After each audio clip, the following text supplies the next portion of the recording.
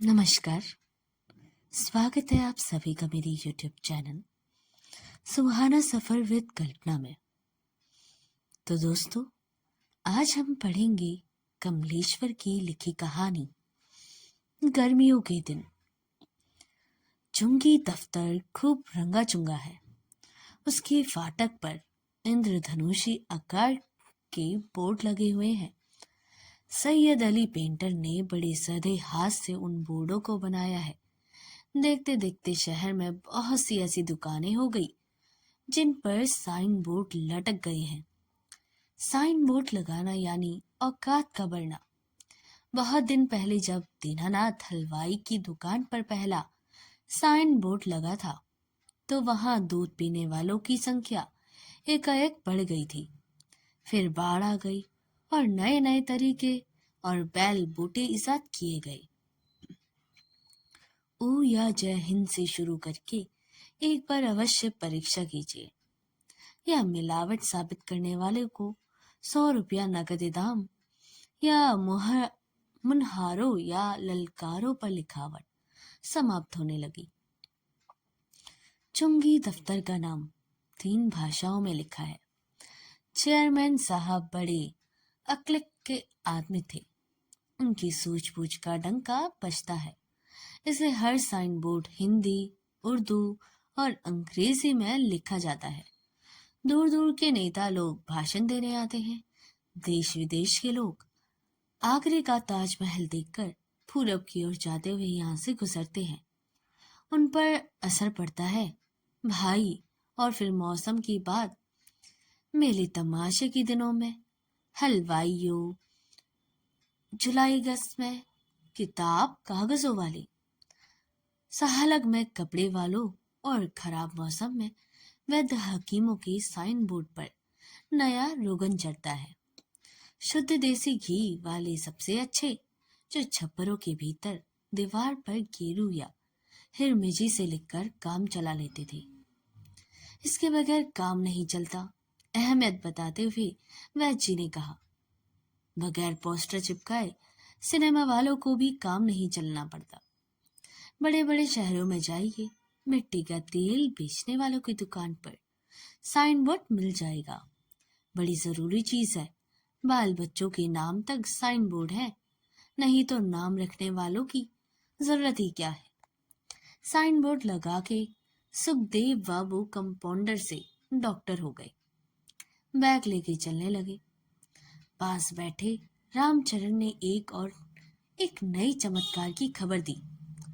ला, उन्हें बुधई वाला इक्का घोड़ा खरीद लिया। हाँकेगा कौन? ठीन की कुर्सी पर प्राणायाम की मुद्रा में बैठे पंडित ने पूछा। ये सब जीप कतरने का तरीका है। वैद्य जी का ध्यान इक्के की तरफ अधिक था। मरीज से किराया वसूल करेंगे, सही को बख्शीश दिलाएंगे। बड़े शहरों के डॉक्टरों की तरह इसी से पेशे की बदनामी होती है। पूछो, मरीज का इलाज करना है कि रोब दाव दिखाना है? अंग्रेजी आले लगातार मरीज की आधी जान पहले ही सुखा डालते हैं। आयुर्वेदी नफ्स देखना तो दूर, चेहरा देख के रोग बता दे। इक्का घोड़ा इसमें क्या ही क्या करेगा।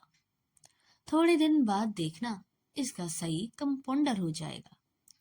कहते कहते वैद्य जी बड़ी घिसी हुई हंसी में हंस पड़े।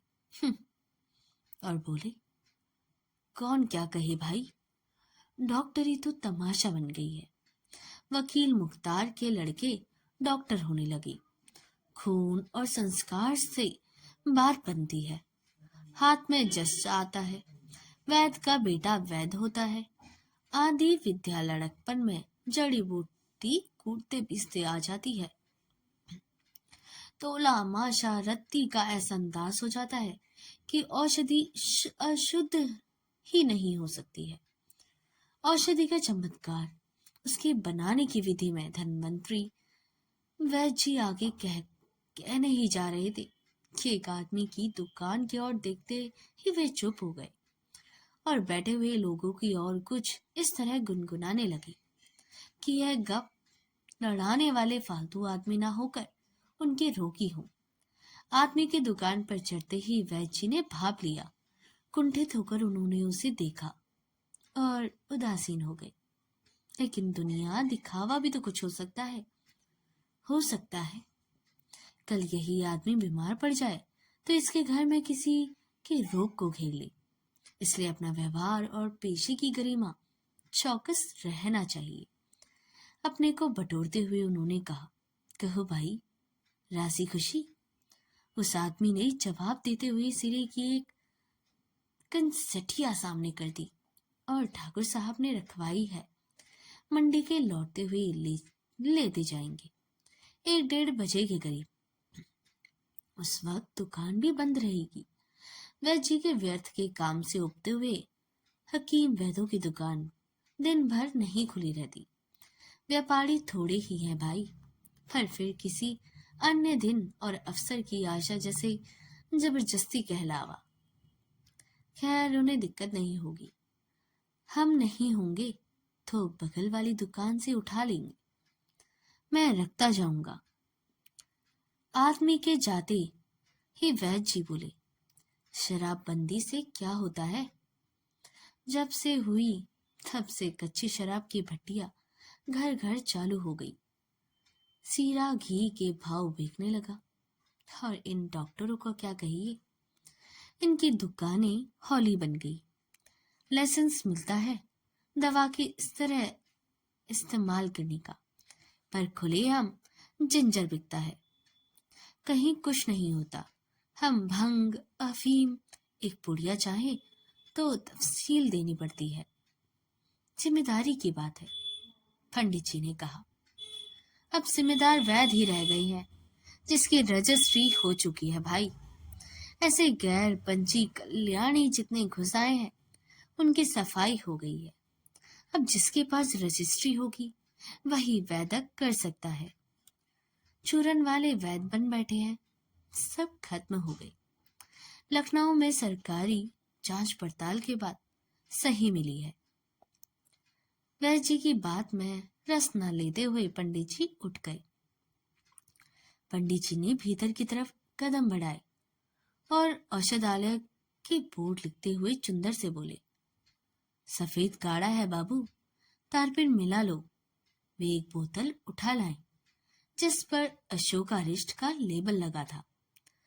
इसी तरह न जाने किन किन औषधियों की शरीर रूपी बोतलों में किस किस पदार्थ की आत्मा भरी है। सामने की अकेली अलमारी में बड़ी बड़ी बोतलें रखी हैं जिन पर तरह तरह के अरिष्टों और आसवों के नाम भी चिपके हैं। सिर्फ पहली कतार में ये शीशियां खड़ी हैं और उनके पीछे जरूरत का और सामान है। सामने की मेज सफेद शीशियों की एक पंक्ति है जिसमें कुछ स्वादिष्ट चूरन, लवण, भास्कर आदि हैं। बाकी में जो कुछ भरा है उसे केवल वैद्य जी बनाते हैं। तारपीन का तेल मिलाकर चंद्र आगे लिखने लगा, प्रो कविराज नित्यानंद तिवारी। ऊपर की पंक्ति, श्री धन्वंतरी औषधालय स्वयं वैद्य जी लिख चुके हैं। सफेद के वे अच्छा ऐसे लिख रहे थे कि जैसे रुई के फाहे चिपक का दिए हों। ऊपर जगह खाली देखकर वैद्य जी बोले, बाबू ऊपर जय हिंद लिख देना, और यह जो जगह बच रही है इसमें एक और द्राक्षस की बोतल और दूसरी ओर खरल की तस्वीर। 8 हमारे ही मिडिल तक था, लेकिन यह तो केवल साधने की बात है। चंदर कुछ उग रहा था, खामखा पकड़ा गया। लिखावट अच्छी हो गई। यह पुरस्कार उसकी समझ में नहीं आ रहा था। बोला, किसी पेंटर से बनवाती, अच्छा खासा लिख देता। वो बात नहीं आई कि अपना पसीना पोंछते हुए उसने कुर्सी नीचे रख दी। 5 रुपए मांगता था बाबू, 2 लाइनों के 5 रुपए। अब अपनी मेहनत के साथ यह साइन बोर्ड 10-12 आने में पड़ा। ये रंग एक मरीज दे गया। बिजली कंपनी का पेंटर बदहजमी से परेशान था तो खुराकें बनाकर दे दी, पैसे नहीं लिए। सो वह 3 रंग और थोड़ी सी वार्निश दे गया। 2 बक्से रंग गए और यह बोर्ड बन गया। पर अगाध कुर्सी रंग दी जाएगी, तुम बस इतना लिख दो। लाल रंग का शेड हम देते रहेंगे, हाशिया तिरंगा खिलेगा। वैद्य जी ने पूछा और स्वयं स्वीकृति भी दे दी। चंदर गर्मी से परेशान था। जैसे जैसे दोपहरी नजदीक आती जाती रही थी, सड़क पर धूल और लू का जो जोर बढ़ता जा रहा था, मुलाहिज में चंदर मना नहीं कर पाया। पंखे से अपने पेट खुजलाते हुए वैद्य जी ने उसरत के काम वाले पटरियों के बड़े बड़े रजिस्टर निकालकर फैलाना शुरू कर दिए। सूरज की तपिश के बचने के लिए दुकान का एक किवाड़ा भेड़ कर वैद्य जी खाली रजिस्टरों का खसरा खतौनियों से निकल कर लगाने लगे। चंदर अपना पिंड छुड़वाने के लिए पूछा, ये सब क्या है वैद्य जी? वैद्य जी का चेहरा उतर गया। बोले, खाली बैठने से अच्छा है कुछ काम किया जाए। नए लेखपालों को काम धंधा आता नहीं, रोज कानून को या नाया साहब से झाड़ी पड़ती है। झक मार के उन लोगों को यह काम उजरत पर कराना पड़ता है। अब पुराने घाक पटवारी कहाँ रहे, जिनके पेट में गवई कानून बसता था। रोटियां छीन गई बेचारों की। लेकिन सही पूछो तो अब ये सारा काम पुराने पटवारी ही ढो रहे हैं। नए लेखपाल को तनख्वाह का सारा रुपया इसी उसरत से निकल सकता है। पेट उनका भी है, तिया पांचा करके किसानों से निकाल लेते हैं। लाए नहीं तो खाए क्या?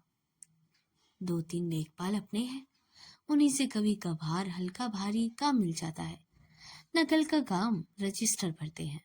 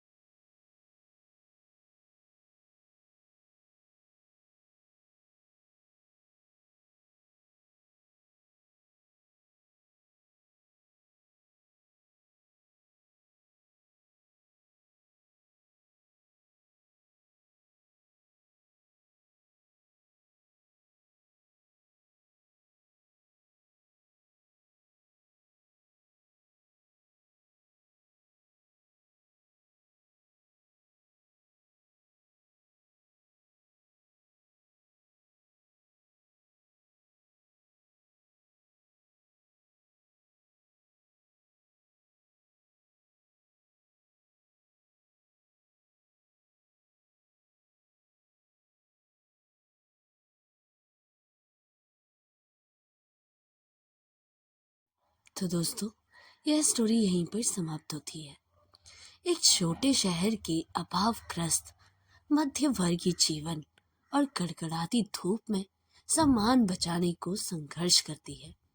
मुख्य पात्र इसमें एक वैद्य है जो भीषण गर्मी में अपनी दुकान बंद पर मरीज के इंतजार का नाटक करता रहता है, जो सामाजिक ढोंग और आर्थिक विषमता को उजागर करता है। कहानी एक छोटे कस्बे के माहौल में रची गई है, जहां भीषण गर्मी और लू के बावजूद लोग अपनी आजीविका के लिए संघर्ष करते हैं। वैद्य जी अपनी धन्वंतरी औषधालय नामक दुकान को बंद करना चाहता है, क्योंकि कोई ग्राहक नहीं आ रहा है। लेकिन वह अपनी प्रतिष्ठा बचाने के लिए दोपहर में भी वहीं बैठे रहते हैं। एक दूसरा दुकानदार जो है बच्चन लाल, वह पूछता है तो वैद्य जी एक मरीज का इंतजार करने का झूठ बोल देते हैं, जो उनकी मजबूरी और खोखली सामाजिक प्रतिष्ठा को दिखाता है। कहानी में गर्मी के मौसम की बेचैनी का बहुत बारीकी से वर्णन किया गया है, जो इंसान की आंतरिक बेचैनी को भी दिखाता है। यह कहानी मध्यवर्गीय जीवन की विषयता, अकेलेपन और दिखावे की संस्कृति का यथार्थवादी चित्रण करता है। तो दोस्तों, इसका दूसरा पार्ट मैं कल अपलोड करूंगी। तो हमारे साथ बने रहने के लिए हमारे चैनल को लाइक और सब्सक्राइब करना बिल्कुल ना भूलिएगा। मिलते हैं पार्ट 2 में। तब तक के लिए धन्यवाद।